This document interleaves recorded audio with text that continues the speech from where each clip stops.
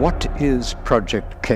Okay, तो कल की आने के बाद जो मुद्दा सबसे ज्यादा चर्चा में है वो ये कि व्हाट इज प्रोजेक्ट के।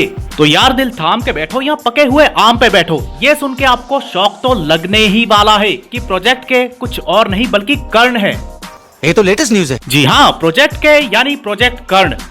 मैं नहीं बोल रहा हूँ, इसको एकदम डिटेल में बताऊंगा, लेकिन उससे पहले उस पे आऊंगा जो थ्योरियां इंटरनेट पे इसे लेके बनाई जा रही हैं और उनके बीच जो सबसे ज्यादा चर्चा में आ रही है वो ये कि महाभारत काल से ही श्री कृष्ण का ब्लड सैंपल संभाल के रखा गया था, जिसको अब सुप्रीम यास्कीन अपनी फर्टाइल लैब में विमेंस के अंदर डाल रहा है, जिससे प्रेग्नेंट हुई औरत अगर 150 दिन सर्वाइव करती है तो उससे ऐसा पावरफुल सीरम एक्सट्रैक्ट होगा जिसका इस्तेमाल करके सुप्रीम यास्कीन इमोर्टल और अल्टीमेट पावरफुल हो जाएगा। आसान शब्दों में कहूँ तो श्री कृष्ण के डीएनए से पैदा होने वाले बच्चे में से कली के लिए इमोर्टिलिटी का सीरम बनाना प्रोजेक्ट के यही है। ऐसी इंटरनेट पर थ्योरी बनाई जा रही है जो कि मेरे हिसाब से सही नहीं है।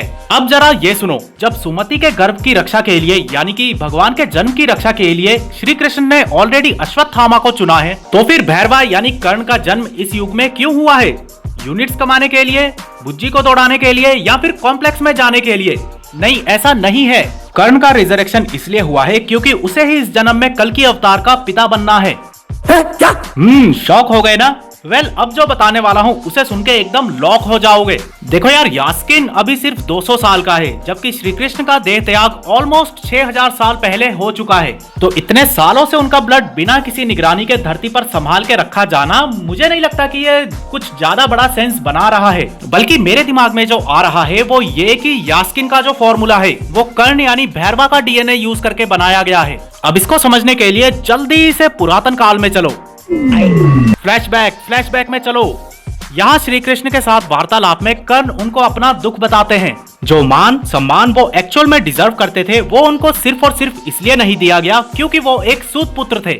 अब इसी वार्तालाप को कल्कि 2 में एक कदम आगे बढ़ाया जाएगा, जहाँ श्री कृष्ण कर्ण से कहेंगे क्योंकि सिर्फ एक सूत पुत्र होने की वजह से इस पूरे ही जीवन काल में तुम्हारा तिरस्कार किया गया, इसीलिए अगले जन्म में मैं स्वयं कल्कि अवतार के रूप में तुम्हारे घर में जन्म लूंगा, यानी कि तुम मेरे पिता बनोगे। इसके बाद 2898 AD में कर्ण यानी भैरवा का डीएनए या फिर ब्लड किसी तरह से कली को मिला और उसी से बनाए हुए फॉर्मूले से सुमति अब गर्भवती है। यही वजह है कि नियति स्वयं भैरवा को सुमति के पास ले गई।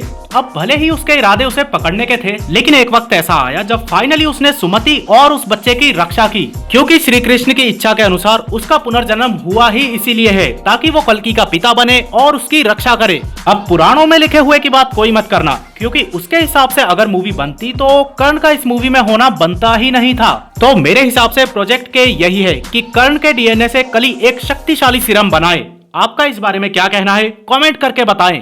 कुछ ग्रंथ समझ में आया? हाँ, हिस्ट्री है, महाभारत है और अश्वगंधा का पूरा कॉन्सेप्ट है। स्टॉप कैमरा, हल cut, camera cut, lights cut.